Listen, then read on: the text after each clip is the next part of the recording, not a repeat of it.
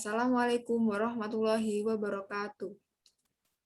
Perkenalkan, kelompok kami Dela Nuarinta, Nika Alfiatur Rohmah, dan Minarsi. Di sini kami akan menjelaskan tentang tahapan proses sertifikasi benih buah buncis.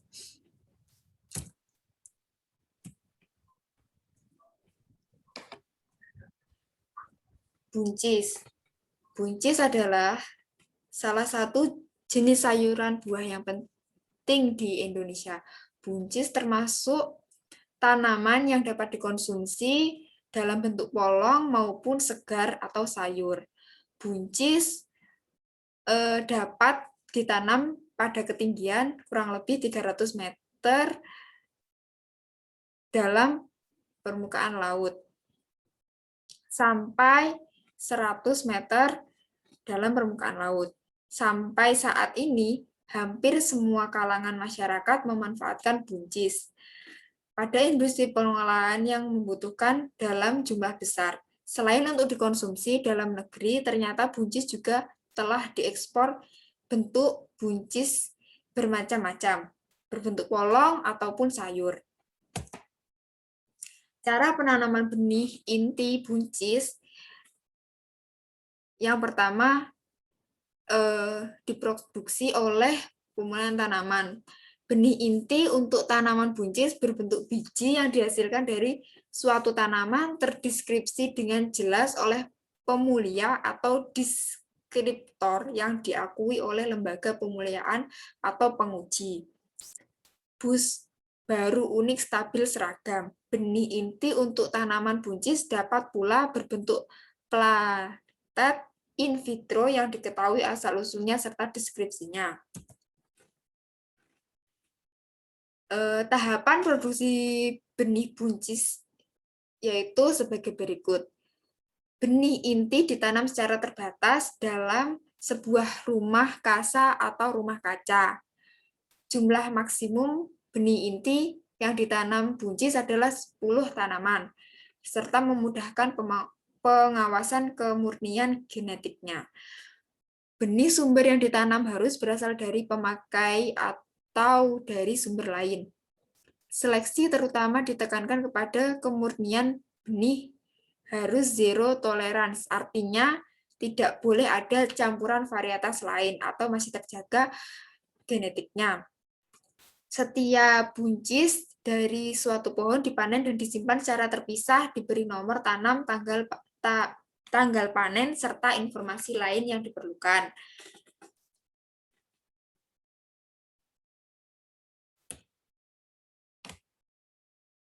Cara penanaman benih inti sebagai berikut. Siapkan bedengan pertanaman dengan lebar 80 cm serta sesuai dengan kondisi lahan. Yaitu sesuai kondisi lahan maksudnya itu disesuaikan dengan luas lahannya. Terus untuk yang kedua, usahakan manajemen OPT pratanam secara optimal. Terus yang ketiga, kebutuhan pupuk kandang dan pupuk buatan sesuaikan atas dasar hasil analisa tanah. Sebagai patokan pupuk untuk buncis di Balitsa adalah pupuk kandang 10-15 ton, untuk pupuk buatan yaitu 45 kg dan 135 gram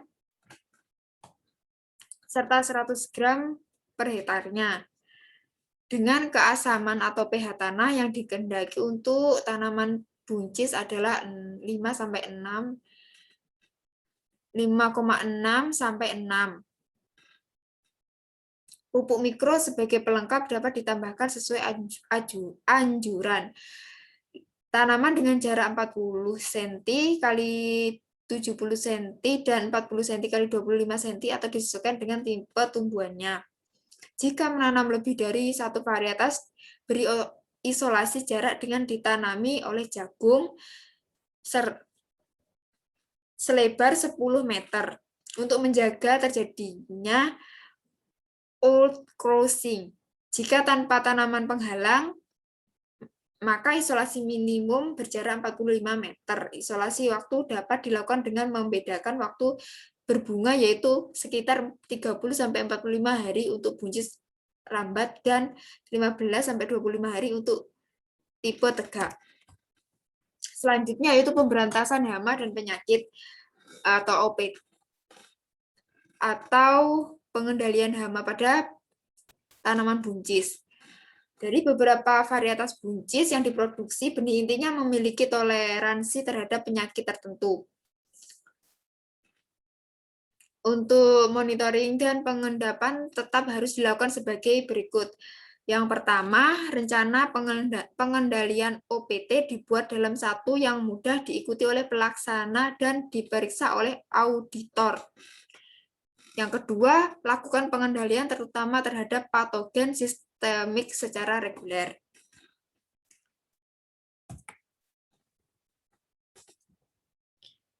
Untuk selanjutnya yaitu Nike. Silakan Nike. D. Seleksi tipe simpang, off-type, atau roving. 1. Seleksi dilakukan secara teratur setiap 14 hari sekali. 2. Segera cabut dan buang jika ditemukan tipe simpang. E. Cara panen. Stadia panen yang tepat adalah pada waktu buah atau polong dalam stadia matang fisiologis. Pada stadia tersebut, benih memiliki viabilitas dan vigoritas maksimum. Untuk setiap varietas, jumlah hari untuk mencapai matang fisiologis berbeda-beda. Untuk beberapa varietas dengan warna dasar polong hijau, perubahan warna dari hijau ke kuningan adalah indikasi matang fisiologis yang dapat menjadikan panduan. Panen yang terlalu muda atau terlalu tua akan menyebabkan terjadinya percepatan deteriorasi atau kemunduran benih. Next. Cara pengelolaan benih inti. 1. Processing benih. Agar mutu benih terjaga, maka beberapa hal di bawah ini perlu dilakukan. A. Lakukan seleksi awal, terutama memeriksa polong yang tidak bernas atau terserang hama gudang seperti Brochus sp. B. Pada hari keempat, keringkan polong ke dalam ruangan pengering dalam suhu 28 sampai 2 derajat Celcius sampai tercapai kadar air maksimal 11%. Untuk mengetahui kadar air benih, ambil contoh biji secara sistematis, kemudian lakukan uji kadar air. C. Kalau kadar air masih di atas 11%, perpanjang waktu pengeringan dengan suhu yang sama. D. Kulit polong akan terbuka sendiri jika kadar air benih mencapai sekitar 12%. Selanjutnya, lakukan pembersihan kulit secara manual sambil melakukan seleksi benih. E. Bersihkan benih dari kotoran benih, benih abnormal atau rusak mekanis, serta campuran varietas lain. Next.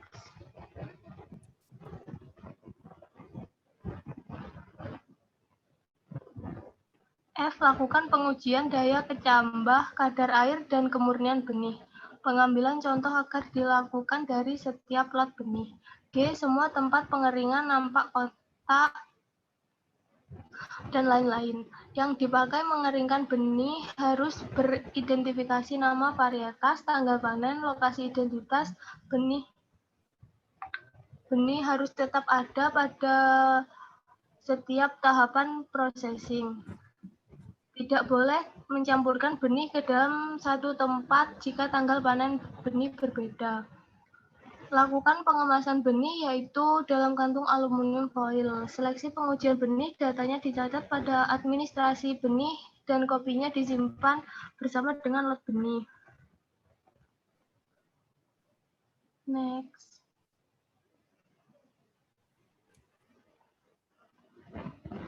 Dua, penyimpanan benih. Tujuan utama penyimpanan benih adalah untuk mempertahankan viabilitas maksimum benih yang telah dicapai pada saat masa fisiologis dalam waktu yang selama mungkin. Penggunaan kemasan sangat berperan penting dalam usaha mempertahankan viabilitas benih dalam periode penyimpanan. Semakin dingin suhu 4-5 derajat Celcius dan kelembapan semakin rendah 45%, masa simpan semakin panjang dan dapat mencapai lebih dari 3 tahun. Sedangkan di lembaga pada suhu 18 derajat Celcius sampai 25 derajat Celcius dalam kelembapan RH antara 65 sampai 90% penggunaan kemasan yang diproses seperti kantung kertas dan kantung karton dapat digunakan sampai masa simpan 1 tahun dengan daya kecambah di atas 50%. Standar kondisi suhu yang ditentukan pada 12 sampai 28 derajat Celcius dengan kelembapan 50 sampai 10%. Next. 3. Pemeliharaan di gudang benih. Faktor suhu pengaruh terhadap umur simpan dan daya kecambah benih. Suhu rendah dan kelembapan rendah adalah syarat utama agar benih memiliki umur simpan lama serta viabilitas tetap tinggi. Kebersihan gudang harus terjaga agar hama gudang tidak menimbulkan kerugian, terutama jika tempat penyimpanan bersuhu panas, lembab, dan kotor. Benih buncis termasuk benih yang masa simpannya pendek. Maka uji daya kecambah sebaiknya dilakukan setiap 6 bulan sekali, sedangkan monitoring suhu dan RH dilakukan setiap hari. Next.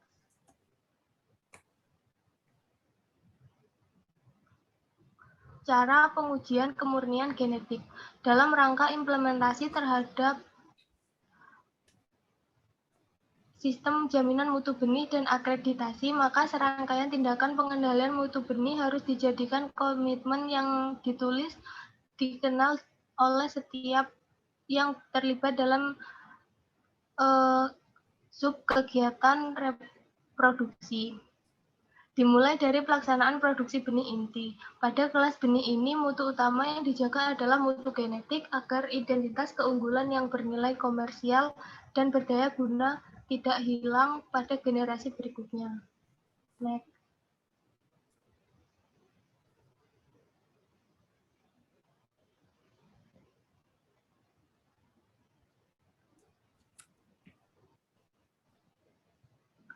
Selanjutnya akan dilanjutkan oleh Winarsi. Mutu genetik. Tanaman buncis adalah menyerbuk sendiri, sehingga serbuk silangnya rendah sekali. Namun demikian adanya kontaminasi dapat terjadi apabila dilakukan tumpang sari dengan varietas lain dapat saja terjadi karena berbagai sebab, terutama lebah atau thrips. Usaha untuk menjaga kemurnian dan mutu genetik dilakukan dengan cara seleksi tipe simpang dan isolasi untuk mencegah terjadinya serbuk silang atau outcrossing. 1. Seleksi tipe simpang. Seleksi dilakukan minimal 3 kali, yaitu fase vegetatif, 1 bulan setelah tanam, fase berbunga, dan fase pemangkasan. Apabila ditemukan tanaman yang menyimpang atau off type, maka harus segera dibuang. 2. Areal pertanaman sebaiknya terisolasi dari pertanaman yang satu famili. Lahan subur, tidak terlindung, dan tidak boleh ditanam pada bekas pertanaman buncis. Untuk isolasi antar varietas dapat dilakukan dengan isolasi tanaman, isolasi jarak, dan isolasi waktu. Next. B. Mutu fisik. Secara umum, faktor fisik yang harus diperhatikan untuk menilai mutu benih adalah A. Benih yang bersih, tidak dicampur dengan varietas lain, kotoran, debu, dan lain-lain. B. Warna benih. Dalam hal ini, benih yang baik berwarna terang dan tidak kusam atau mengkilat, tidak terserap cendawan, dan tidak keriput atau pecah akibat gesekan mekanis dengan alat-alat yang digunakan. C. Besar benih normal, bernas, atau yang berisi. D. Tidak terlalu kering karena daya tumbuhnya kurang baik. Juga bila benih yang terkelupas kulitnya jangan sampai diambil.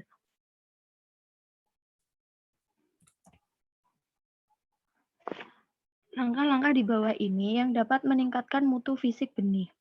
1.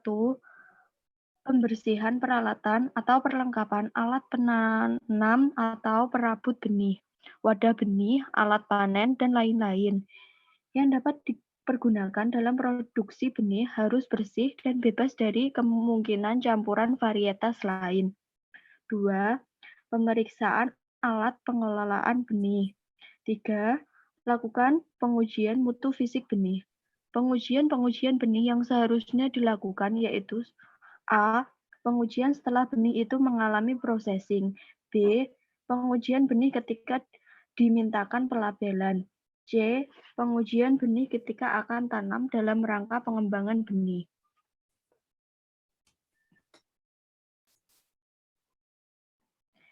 Pengujian setelah mengalami processing biasanya menyangkut hal yang berkaitan dengan kualitas, sedangkan pengujian untuk pelabelan dan penanaman hanya berkisar pada daya tumbuhnya saja. Pengujian biasanya dilakukan secara rutin dan secara khusus. Pengujian rutin akan meliputi kadar air, kemurnian, dan daya tumbuh benih. Sedangkan pengujian khusus meliputi pengujian kesehatan, varietas, perbedaan-perbedaan, serta vigor. Dalam pengujian ini diperlukan sampel benih-benih yang perlu diuji. Sampel harus benar-benar merupakan sampel dari seluruh benih yang perlu diuji. Berat minimum menurut ISTA tergantung dari jumlah benih yang akan diuji. Perhitungan yang lazim digunakan minimal 10 kali contoh yang murni, dengan ketentuan tidak kurang dari 25 gram atau tidak lebih dari 1 kilogram, di mana untuk benih inti buncis banyaknya diambil untuk uji kemurnian minimal 17-20 gram, kurang lebih 60 butir benih. Sedangkan untuk benih penjenis buncis banyaknya sampel minimal mengandung 2.500 butir benih atau 700 gram.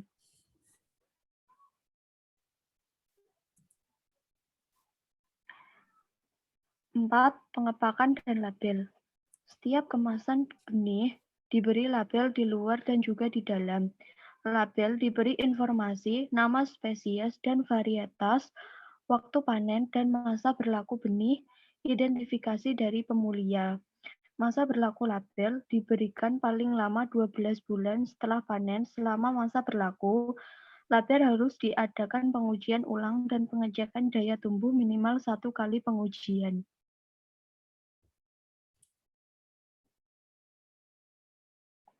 5. Standar. A. Standar lapangan berdasarkan standarisasi sertifikasi untuk kelas di bawah ini dan benih penjenis dari BPSB maka ditetapkan sebagai berikut. Dapat dilihat dalam tabel. Toleransi hama selama di lapangan adalah 25%, yaitu untuk hama Bruchus sinensis, sedangkan hama lalat bibit Opimia passeoli yang menyerang tanaman muda harus dikendalikan secara maksimal karena dapat menggagalkan pertanaman. B. Standar laboratorium. Dapat dilihat di dalam tabel. Next.